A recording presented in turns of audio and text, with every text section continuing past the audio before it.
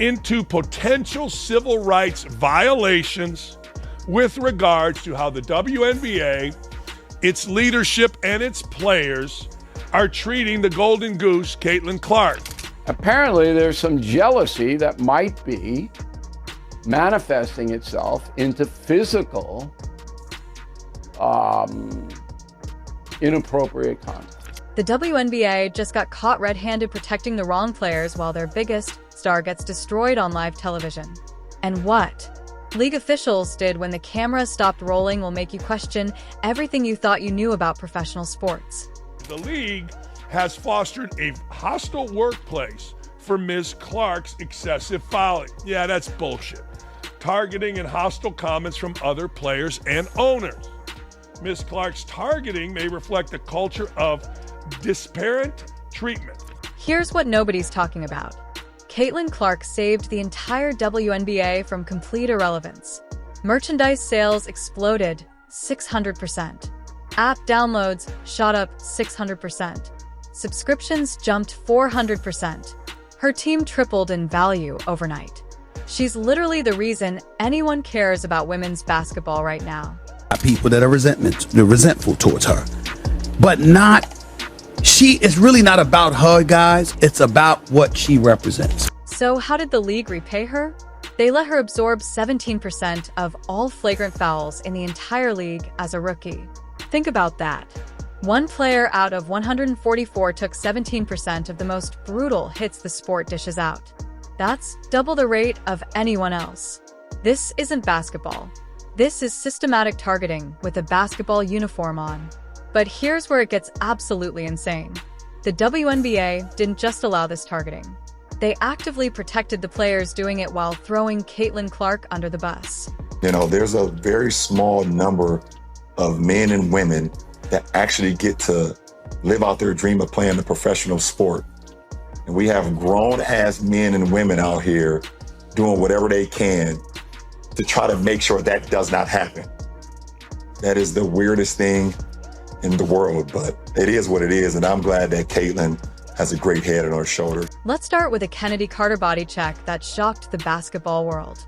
Carter straight up blindsided Clark away from the ball, knocked her to the ground, like a linebacker making a tackle. The hit was so brutal that social media went crazy calling it out. Chicago's Kennedy Carter shoulder-checking the Fever's Caitlin Clark, knocking her to the ground. The call initially deemed a common foul by officials. A common foul. You know what happened next? Angel Reese jumped off the bench celebrating like her teammate just won the championship. They were celebrating injuring the league's biggest star. The refs didn't even review it. They acted like body-checking someone away from the ball was just normal basketball. The league had to upgrade it to a flagrant foul later because the backlash was so intense. But did Carter get suspended? Did she get fined? Absolutely not. She told reporters she had no regrets about the hit and said she was just competing. Caitlin Clark is being fouled at a record rate. Some of them are brutal fouls, and a lot of the refs are looking the other way. And the women fouling her are doing it on purpose. Imagine if an NFL player said they had no regrets about a cheap shot that could end someone's career. They'd be gone for weeks. But the WNBA, they let her keep playing like nothing happened. Then came the Marina Mabrey incident that proved the league had completely lost control. Do you have any regrets on how it happened and everything that's happened since then? I don't have any regrets with anything. I'm going to compete and play 100% hard no matter who it is, like I said, or who we're playing. No, I don't have any regrets. Clark got poked in the eye by J.C. Sheldon, and while she's trying to recover, Marina May shoves her to the ground for absolutely no reason. This wasn't during play. This wasn't basketball. This was straight-up assault while Clark was vulnerable. The referees, they gave everyone technical fouls like it was just a normal scuffle. They treated the victim the same as the aggressor. It took the league upgrading it to a flagrant 2 the next day to admit they screwed up. But guess what? Still no suspension for Mabrey. Here's what makes this so twisted. Every time these incidents happened, the referees protected the wrong players. They called common fouls on plays that should have been flagrant. They gave equal punishments to Clark and her attackers. They acted like the person getting targeted was just as responsible as the people doing the targeting. The Chicago Sky turned targeting Clark into a team sport. 4 flagrant fouls in 4 games against 1 player. That's not competitive basketball. That's coordinated harassment. When Angel Reese is jumping off the bench celebrating cheap shots on your biggest star, you've got a culture problem that goes way beyond individual incidents. But the most damning evidence is what the referees didn't call. Rebecca Lobo, former player and current analyst, pointed out that the 17% flagrant foul number only counts the fouls that actually got called. Muscling away. I mean, is that displacement? I think it is. Oh, and Marina Mabrey's going to get ejected.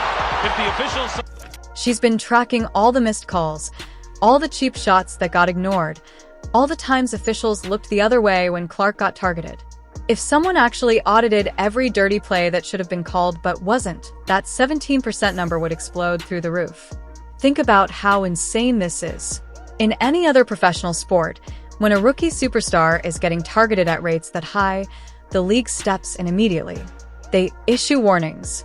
They hand out suspensions. They make it clear that their stars are off limits for cheap shots. The WNBA did the opposite. They normalized the targeting. They protected the aggressors. They made Caitlin Clark fight for basic safety while everyone pretended this was just physical basketball. Meanwhile, A'ja Wilson, 3-time league MVP, is making public statements that Clark's success and attention absolutely has to do with race, and that it boils her blood when people try and say it's not about race. When league superstars are making this about race publicly, the targeting isn't happening in a vacuum. LeBron James had to speak up because even he couldn't believe what he was watching. The greatest basketball player of this generation called out grown-ass men and women who were trying to destroy someone's professional dreams out of pure spite. When LeBron has to defend a WNBA rookie from her own league, you know something is fundamentally broken. The numbers don't lie. Clark faced more flagrant fouls than any other rookie in WNBA history. She absorbed targeting at rates that would be unthinkable for superstars in any other professional league. The statistical disparity is so extreme that legal experts are calling it evidence of a hostile work environment. But here's what really exposes the WNBA's priorities. They spent more time managing public relations than protecting their biggest asset. Every time one of these incidents blew up on social media, their response wasn't to address the targeting. It was to downplay the significance and wait for the story to die down. We know how much Caitlin drives ratings. We know how much Caitlin drives attention on the WNBA. And for her to come back and do it in that way. This is a league that claims to care about player safety while allowing their most valuable player to get systematically brutalized. They talk about growing the game while enabling behavior that drives away the exact fans Clark brought to women's basketball. Federal investigators have stepped into sports before when player safety and institutional integrity were at stake. They got involved with baseball's steroid scandal. They stepped in during the NFL concussion crisis. They took action with USA Gymnastics when systematic abuse was exposed. If Caitlin Clark's civil rights has been broken, right? What does that mean? That means that Caitlin Clark is damn me gonna own the WNBA because she's gonna have a super duper lawsuit, bro. Caitlin Clark's situation has all the red flags that triggered federal intervention in those cases. Statistical evidence of desperate treatment, public statements indicating discriminatory motivation, institutional failure to address obvious safety concerns. The WNBA had their Michael Jordan moment. They had their Tiger Woods walking through the door, ready to transform their entire sport. Instead of embracing this once in a generation talent, they let jealousy and resentment turn their savior into a target. They chose to protect the feelings of players who felt threatened by Clark's success over the safety and career of the person who was literally saving their jobs. They normalized systematic targeting while pretending it was just competitive basketball. The evidence is overwhelming. The pattern is undeniable. The WNBA created a hostile work environment for their biggest star while protecting the players who were systematically targeting her. This isn't just about basketball.